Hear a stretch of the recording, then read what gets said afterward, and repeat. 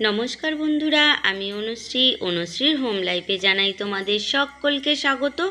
তোমাদের সুস্বাস্থ্যের কামনা জানিয়ে আজকে তোমাদের নিয়ে চলো আর একটা নতুন দিন শুরু করি।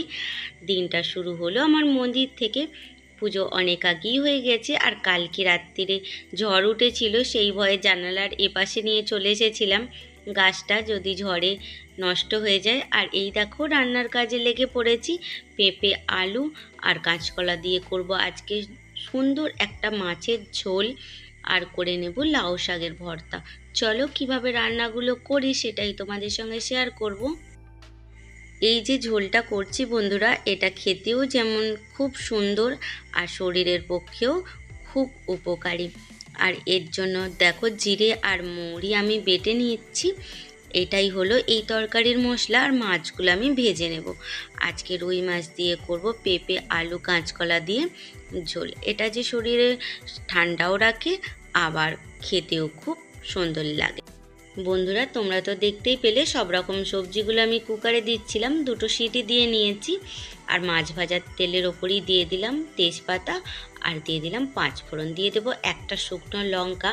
ফোড়নটা একটু চড়বড় হয়ে ভাজা হয়ে এলে দিয়ে দেব অল্প পরিমাণে হলুদ গুঁড়ো আর অল্প পরিমাণে লঙ্কা গুঁড়ো। যেহেতু এটা ঝোল খুব একটা ঝালঝাল হবে না, তবুও হালকা একটুখানি ঝাল মশলার টেস্ট আনার জন্য অল্প পরিমাণে লঙ্কা গুঁড়ো দিলাম। আর তোমরা চাইলে এটা কাঁচা লঙ্কা দিয়েও পুরো রান্নাটা করতে পারো, তবে আমি একটু শুকনো লঙ্কা দিলাম। কালারটাও ভালো হবে, খেতেও কিন্তু খুব অসাধারণ হয়। দেখো বন্ধুরা, আমি কৌটো ধোয়া জলটাও একটু দিয়েছিলাম মশলার, আর ভালো করে কষিয়ে নেব। এই দেখো মাছগুলো আমার ভাজা হয়ে গেছিলো আগেই। আর এই যে মশলাটাও আমার প্রায় কষানো হয়ে এসেছে। যেহেতু রান্নাঘরটায় আমার একটু অন্ধকার, তাই মোবাইলের আলোটা জ্বেলে দিলাম যাতে তোমাদেরকে একটু দেখাতে সুবিধা হয়। যে মশলাটা দেখো এই পরিমাণে ভেজে নেব, বেশি হালকা কালারও থাকবে না আর একদম কালো হয়ে যাবে না। আর মশলাটা থেকে একটা সুন্দর গন্ধ বেরোবে, তাহলেই বুঝে নেবে মশলাটা ভাজা হয়ে এসেছে। আর আগে থেকে সিদ্ধ করে রাখা সবজিগুলো দিয়ে দিলাম, আর এর পরিমাণে দিয়ে দেবো লবণ, আর দিয়ে দেবো মাছগুলো, দিয়ে ভালো করে ফুটিয়ে নেব। তাহলে কিন্তু আজকে আমার এই হালকা পাতলা ঝোলটা রেডি হয়ে যাবে, যেটা শরীরের পক্ষে খুবই উপকারী, খেতে অসাধারণ একটা ঝোল। সকল বন্ধুদেরকে মন থেকে জানাই অসংখ্য অসংখ্য ধন্যবাদ আমার পাশে থাকার জন্য, আমাকে এইভাবে সাপোর্ট করার জন্য। আজ নতুন বন্ধু তোমরা যারা প্রথম আমার ভিডিওটা দেখবে, তোমাদের যদি কোনো অংশে ভালো লেগে থাকে তাহলে প্লিজ চ্যানেলটা সাবস্ক্রাইব করে আমার পাশে থেকো। আর আমার সকল বন্ধুদের বলবো, যদি ভিডিওটা ভালো লেগে থাকে তাহলে একটি লাইক দিতে ভুলো না কিন্তু। দেখো ঝোলটা নাবিয়ে নিয়েছি, কালারটা দেখো কত সুন্দর হয়েছে, খেতেও কিন্তু অসাধারণ হয়। তোমরা এইভাবে একবার অবশ্যই রান্না করে দেখো। আর এই যে লাউ শাক ভর্তাটা করে নেব, তার জন্য কুকারে অল্প পরিমাণে জল দিয়ে আর লাউ শাকটা একটা সিটি দিয়ে নেব। কিছু দেখানোর নেই, লবণ হলুদ দিয়ে মেখে নিলেই ভর্তাটা হয়ে যাবে।